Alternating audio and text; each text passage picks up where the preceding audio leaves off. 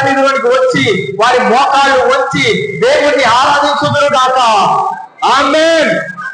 దేవుని కార్యాలు జరగబోతా ఉన్నాయి. అతి తొందరలోనే మనం పరిశుద్ధాత్మ దేవుని యొక్క కార్యాలు మనము చూడబోతా ఉన్నాం. అందుకే అంటున్నాడు, ధైర్యము తెచ్చుకొని పని జరిగించండి, నా ఆత్మ మీ మధ్య ఉన్నది కనుక మీరు భయపడకుడి. మరియు సైన్యములకు అధిపతి యెహోవా సెలవిచ్చినదేమనగా, ఇంకొంత కాలము ఇంకొక మారు ఆకాశమును భూమిని నేను కంపించబోతాను. భూమి ఆకాశమును నేను కంపించబోతున్నాను. అందరూ దేవుడి సన్నిధికి రండి, లేకపోతే దేవుని ఉగ్రత మీ పైన నిలబడు. ఎంతో దూర ప్రాంతం నుంచి ఒక దైవ సేవకుడిని నేను ఇక్కడ పంపిస్తా ఉన్నాను. వర్షం వచ్చినా, వరదలు వచ్చినా, వాన వచ్చినా, ఎండ వచ్చినా, గాలి వచ్చినా, ఒక సేవకుడిని మీ యొద్దకు నేను పంపిస్తా ఉన్నాను.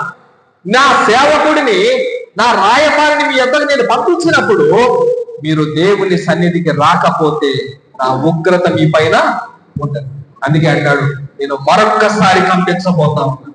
భూమి ఆకాశములను మరొక్కసారి నేను కంపింపజేస్తాను. దేవుని మాటకు భయపడు వాళ్ళారా, మీరందరూ వచ్చి దేవుని సన్నిధిలో నిలువబడండి. పూర్వము దేవుని ఆ యొక్క మందిరానికి ఉన్న మహిమ ప్రభావం మీరు చూస్తున్నట్లుగా దేవుని సన్నిధి కూడి రండి. దేవుని అద్భుతాలు, దేవుని ఆశ్చర్య కార్యాలు మనమందరము చూస్తాం. దేవుని ఆత్మ కార్యాలు మనమందరము చూడబోతా ఉన్నాం. రోమీయులకు రాసిన పత్రిక 8వ అధ్యాయం, రోమీయులకు రాసిన పత్రిక 8వ అధ్యాయం 14వ వచనం. 8వ అధ్యాయము 14వ వచనం. దేవుని ఆత్మ చేత ఎందరూ నడిపించబడుదురో వారందరూ దేవునికి కుమారులై ఉందురు. హల్లెలూయా. నా ఆత్మ మీ మధ్య ఉన్నది కాబట్టి మీరు భయపడొద్దు అని అంటా ఉన్నాడు.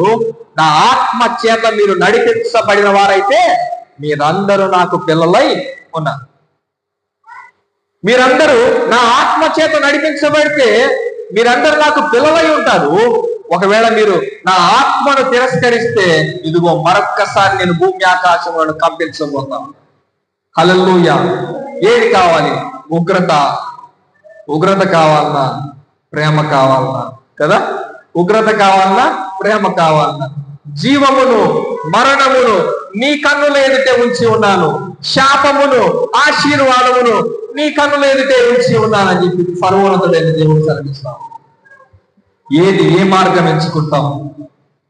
జీవము కలిగిన దేవుని మార్గాన్ని ఎంచుకుంటావా?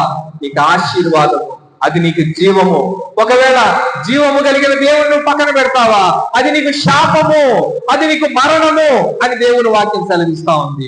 ఇట్టి శాపములోనికి, ఇట్టి మరణములోనికి మనం ఎన్నడూ వెళ్ళకూడదు.